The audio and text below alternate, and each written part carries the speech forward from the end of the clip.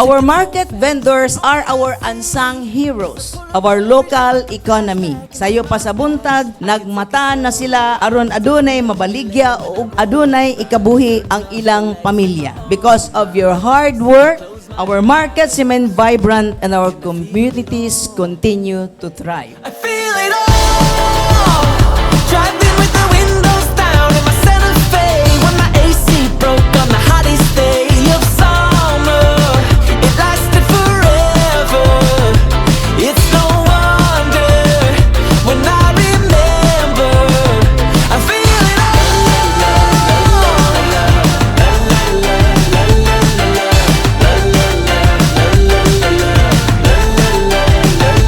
If I had a time machine, then I would jump Ang in. atong panagtigom karon adlaw dili lamang pagsugod sa usa ka programa. Kini usa ka timaan sa atong lig-on nga paningkamot nga matukod ang usa ka merkado nga ang matag usa babayi man o lalaki, batan-on o tigulang adunay patas nga katungod, respeto ug higayon sa paglambo.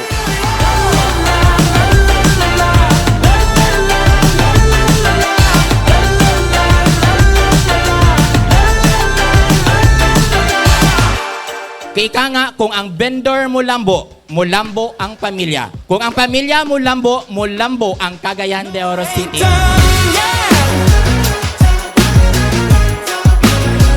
Got a whole lot left in me. Woo! Gotta go all in if you wanna be the best. Gotta stand tall, gotta say it with your chest. No, I ain't done yet.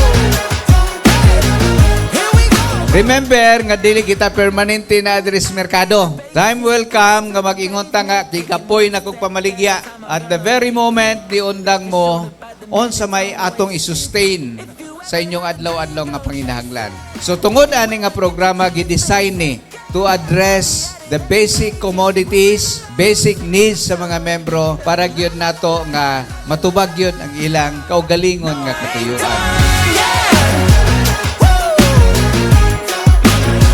Got a whole lot left in me.